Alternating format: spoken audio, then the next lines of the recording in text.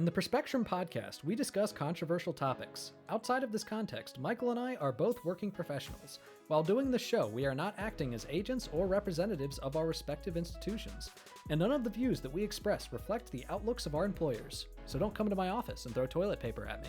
And I don't have an office, but don't come to my cube.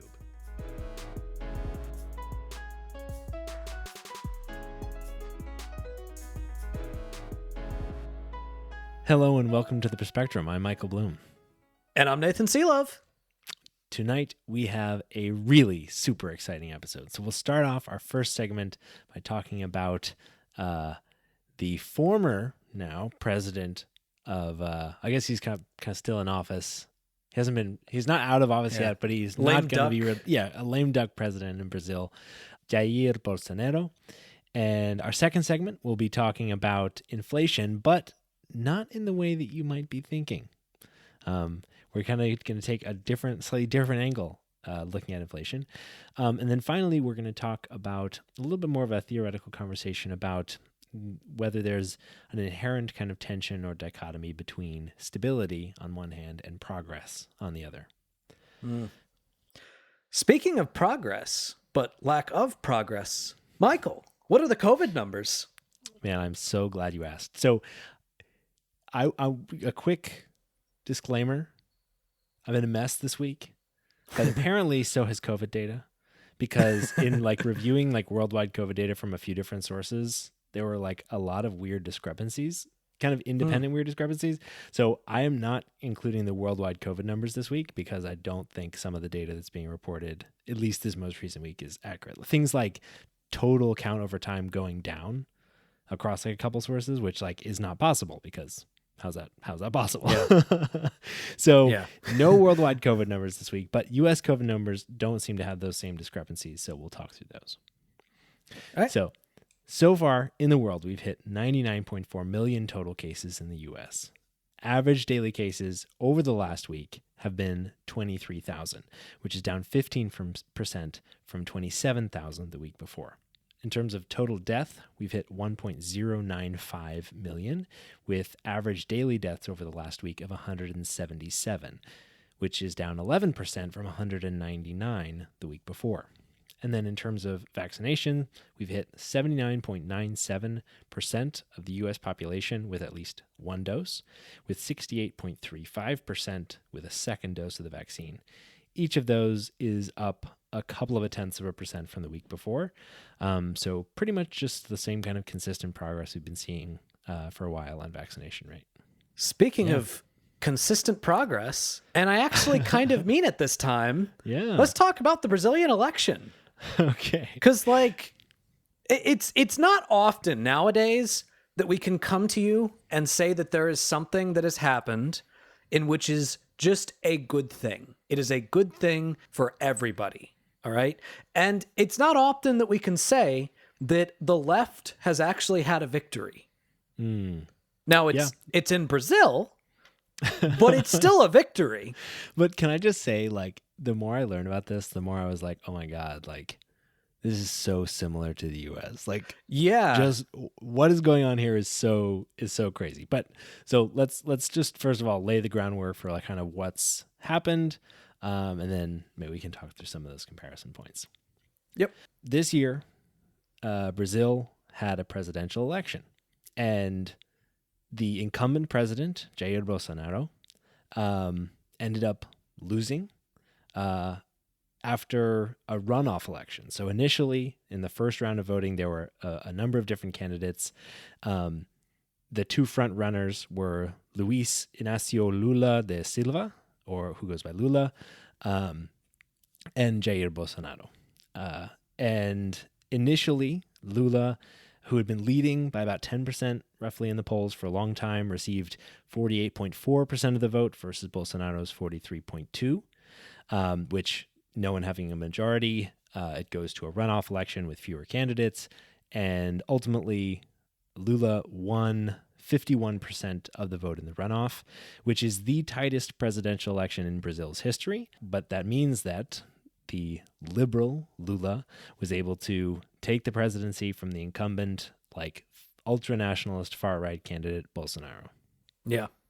one thing I think we should point out is that 2% represents 2 million votes. So that's still a lot of people. Like, there is still a lot of distance in between them. If you look at how many people wanted one versus the other, like 1 million people is a lot of people. Yeah. And Brazil is just a fucking huge country. Yeah. Brazil is a very large country. It is a very large country. So I guess there are a few questions that I think we should answer in this segment. Number one, who is Lula? Number two, who is Bolsonaro? Number three, why are a bunch of Americans talking about the Brazilian election? Yeah, that's a great question. So question number one, who is Lula? And the answer is he has quite a history with Brazil at this point. So Lula is actually the former president of Brazil, and he actually held office for 2 terms between 2003 and 2010. And he left office with an approval rating of 80%. That's crazy. Which is pretty damn impressive. And during his time in office, he governed as a leftist.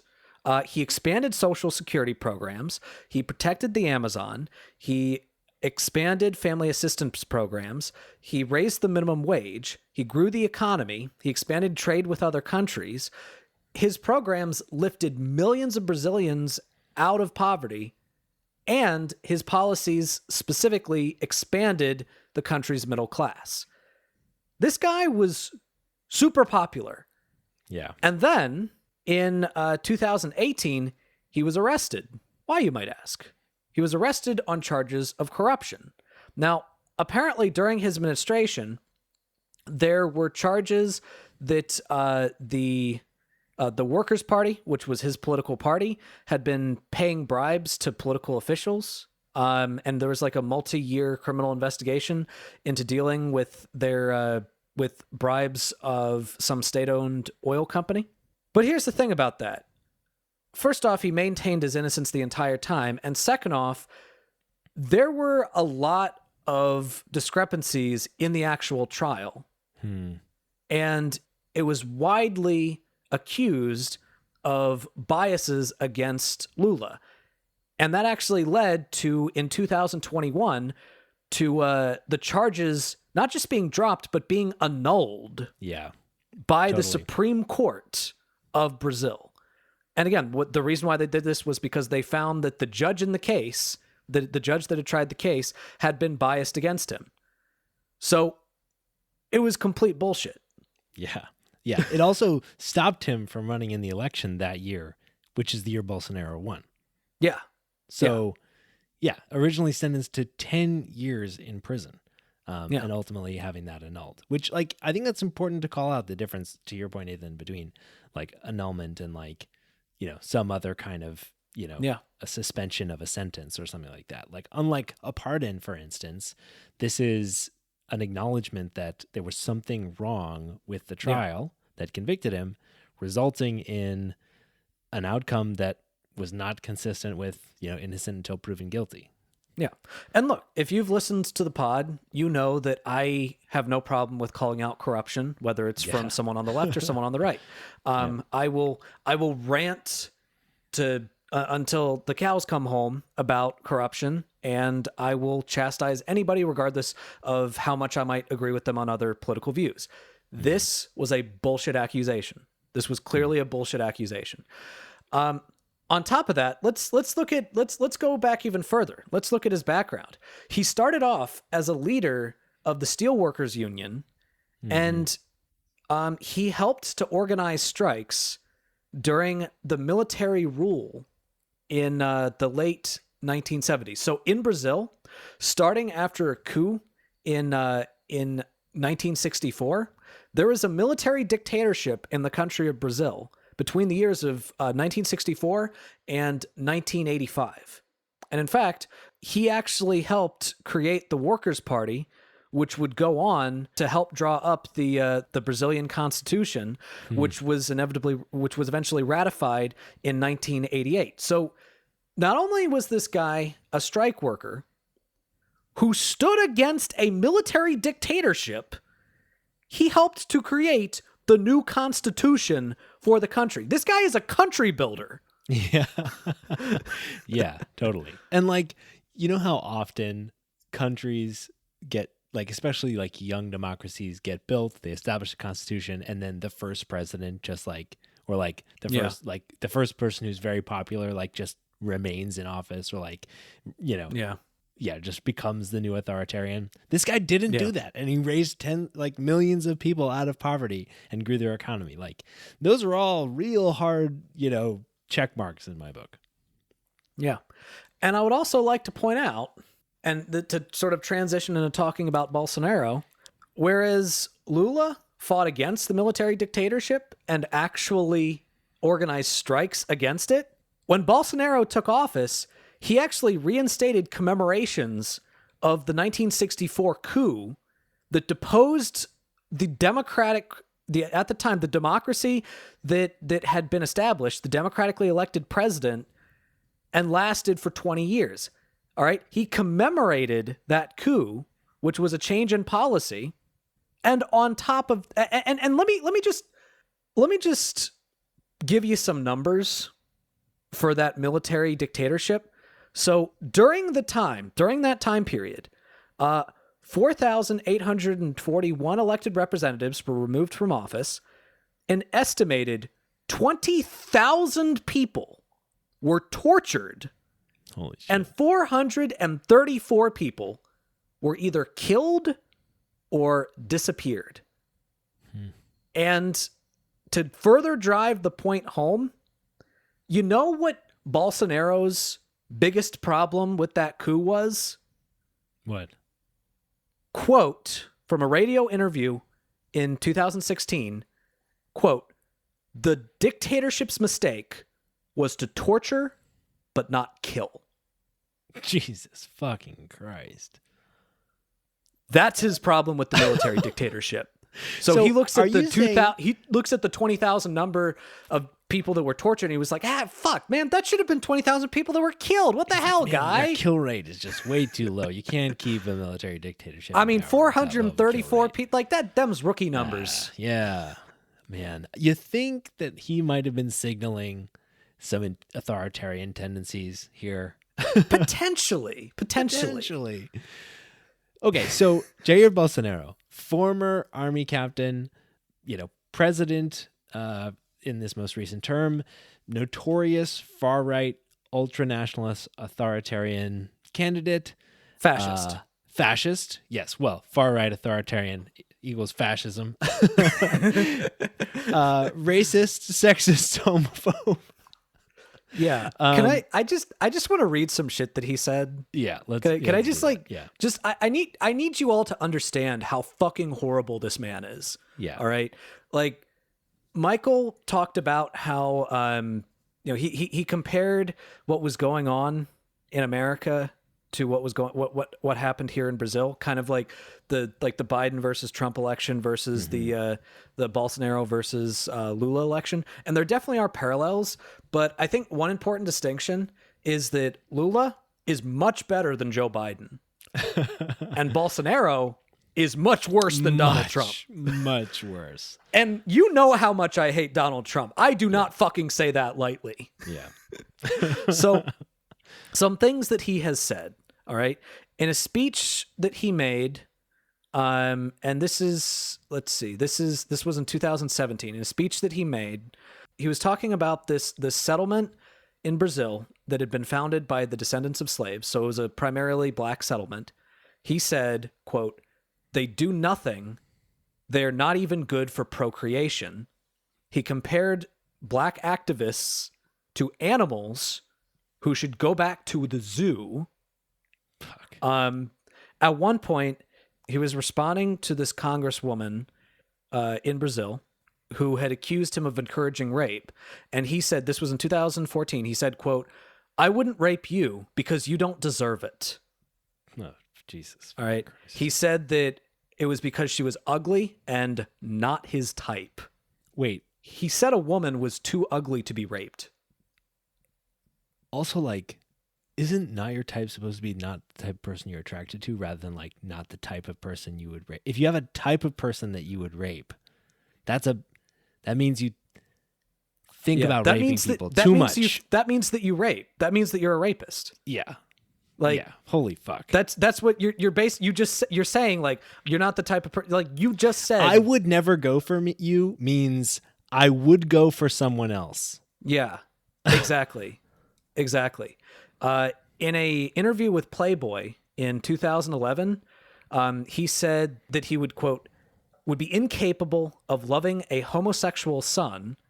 I would prefer my son to die in an accident than show up with a mustachioed man. Wait, is he homophobic or mustachophobic? So, like, if they don't have a mustache, then I guess it's okay. Yeah, that's fine. Like, that's fine. Just Which I show take up with- personally as a previous mustachioed male. Yeah, at one point, the guy said that the one daughter that he conceived in a moment of weakness. Oh, So, my like, fucking God, Jesus! like this guy is a bastard. Like, yeah. He like seriously hates gay people and women and like black people, and it's like remarkable. And on top of all of that, he ran a fucking shitty government. yeah, Like ran not a only really is he a shitty terrible government. person, but like also like he was intent on developing the Amazon rainforest, like encouraging logging and development of the forest. And, that's a big risk because 60% of the Amazon rainforest is in Brazil. yeah, And according to satellite imagery, under his administration, the Amazon rainforest shrunk by 17%. oh, And there are parts of the forest that now emit more carbon dioxide than they absorb. More than 2 billion trees yeah, were cut down and burned in the Amazon, which the Amazon covers 40% of South America's landmass, contains a third of all of the trees in the world, wow, and is it absorbs enough carbon dioxide to account for all of Germany's greenhouse gas emissions, wow, right? When it's healthy. And so like the fact that he's under his administration, it's shrunk by 17%. He's literally putting the entire globe at risk, affecting like climate, because the amount of moisture that these trees like hold in like affects precipitation all over the continent. yeah, yeah. And this right here is why I wanted to make it clear that this isn't just good for Brazil. This is good for the world. Like, this is one of the big reasons why I wanted us to do this segment, because Lula, first off, when he was in office, he was a climate activist, and he did actually implement policies to protect the Amazon rainforest. Bolsonaro just said, "Field day, motherfucker." Yeah, seriously. Yeah. He was like encouraged it. He encouraged it directly. Yeah. And Which he is also like had, stealing land from indigenous people, which of course he also doesn't care about because Yeah. aforementioned racism. yeah. And also, he did a colossally terrible job in dealing with COVID. Yes. So, you know how we're always talking about the number of deaths in the United States and how like we had more people die in our country than any other country in the world? Mm-hmm. You know who number 2 was? Brazil. Oh man. And to be fair, that is total deaths, not deaths per capita. Mm-hmm. So I think it's important to be fair and go ahead and look at the per capita numbers. If we're looking at per capita numbers, and this is in the entire world, all right? So the United States was 15th. Brazil was 17th as in terms of highest amount of deaths per capita. And to put into perspective, because it's also important to note that if you're looking at countries that are super small, a few deaths can completely skew the numbers. All right. Mm-hmm. So to put into perspective, one of the countries that is ahead of us in terms of that was ahead of, us as in the United States and Brazil in terms of per capita deaths when it comes to COVID was San Marino. 119 people died. Yeah. Like, I'm not even sure where San Marino is, but we like got a denominator problem. Yeah. but like only 119 people died, which means that it's a very small population. All right. Versus like over 1 million people dying in the United States and almost 700,000 people dying in Brazil. So he was a colossal failure in Brazil and there were a ton of corruption scandals with regard to the handling of COVID, in which there were actually some arguments for taking legal action against him, which might actually happen when he's out of office. I don't know. But he was a colossal failure. He was horrible for Brazil. He was horrible for the economy. So naturally, he had Donald Trump's full support.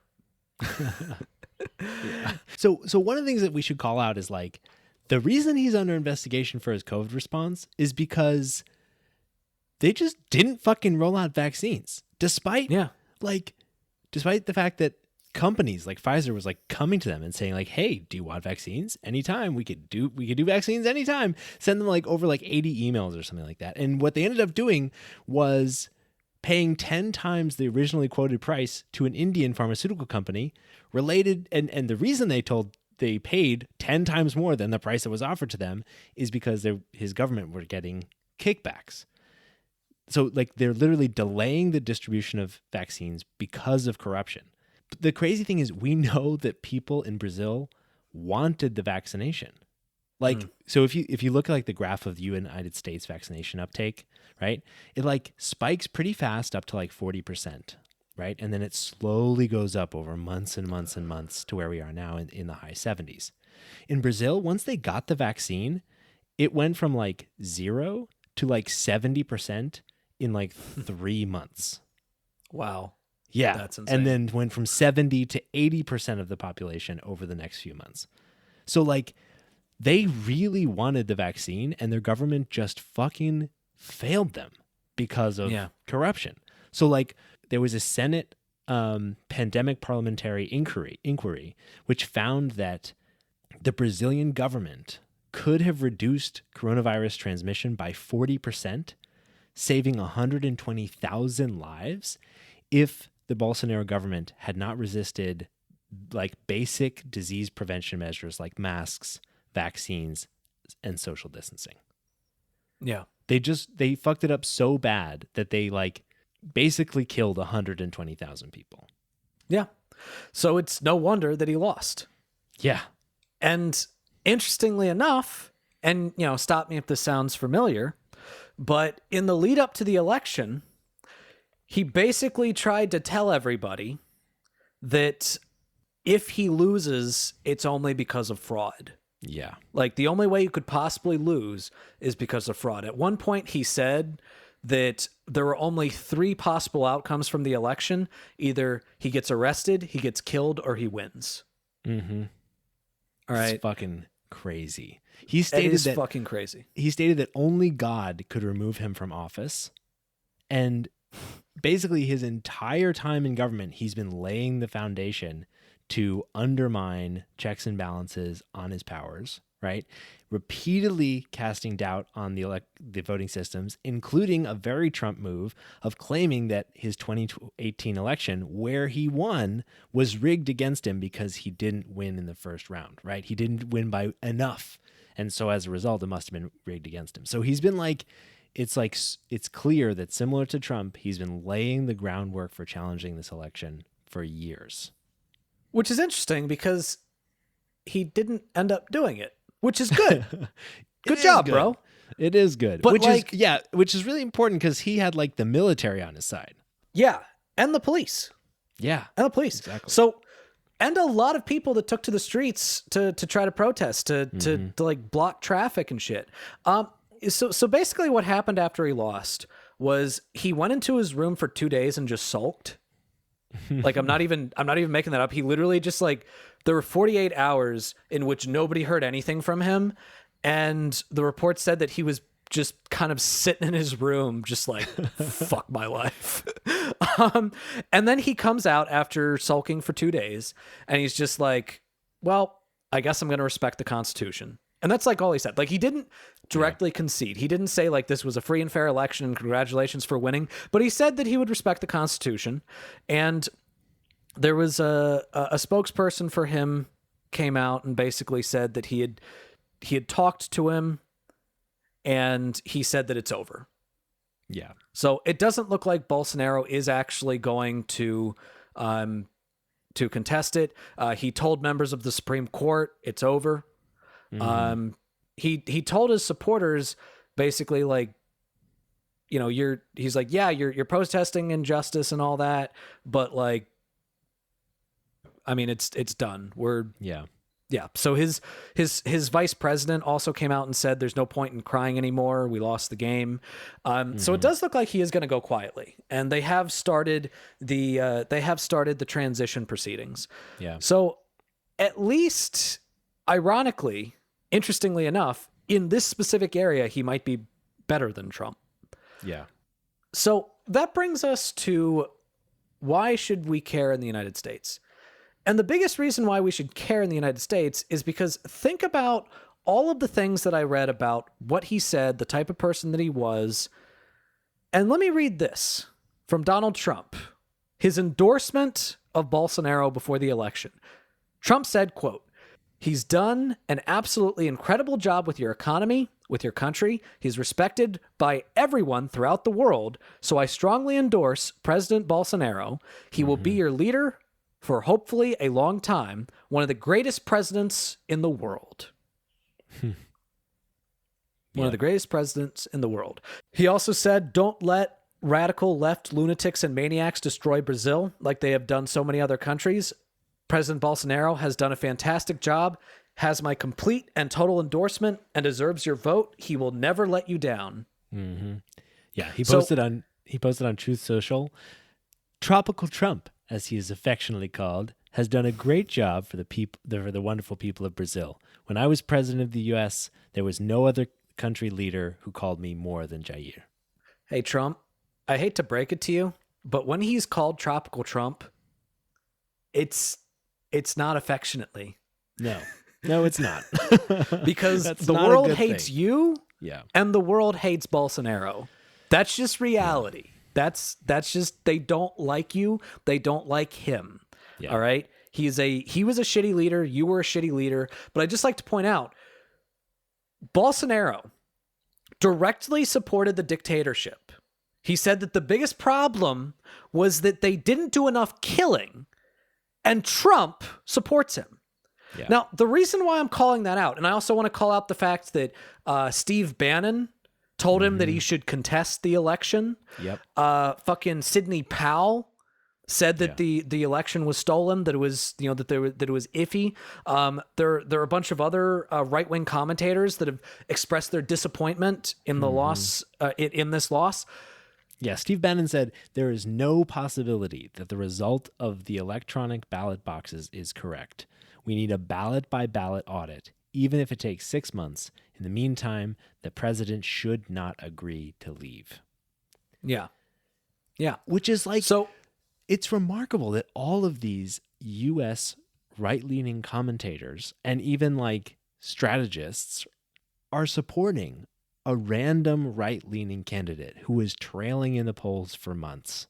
Like, that means that, like, why would you support Bolsonaro, right? What would be the point? Yeah. The point is sowing doubt in electoral processes at large when your right-leaning candidate who who they seem to describe as having just like, you know, like God's endorsement doesn't win. Yeah. It's just entirely anti-democratic, masquerading as election security. Yeah. And also, this should be a hint about what's to come for the far right in the United States. All right. Understand the reason why I want you to understand the type of person that Bolsonaro is because I want you to understand what type of person in the United States could possibly support a man like that. All right. He has the support of the former president of the United States. Yeah. All right. Yeah. He has the support of Donald Trump, a man who directly called, like, who directly celebrated the dictatorship of Brazil. And in the 90s said that that was the type of government that he supported. He said that. He said that in the 90s, that a dictatorship was the kind of government that he supported. And Trump is endorsing him. All right. Bolsonaro even said that Trump and him have the same worldview. That should freak you the fuck out. Yeah. Because we've always said that Trump is a fascist, and he is. He finds more subtle ways of being a fascist, and he's not a fascist to the same extent that Bolsonaro is a fascist, but he absolutely has ambitions for that. He's giving that some funny-ass looks. So I want to be clear. I'm not saying that the average Republican in the United States is secretly wanting to be like Bolsonaro. But I want you to understand that far-right leaders, people like Donald Trump, people like Steve Bannon, people like Sidney Powell, those far-right leaders in the United States, they're telling on themselves. Yeah.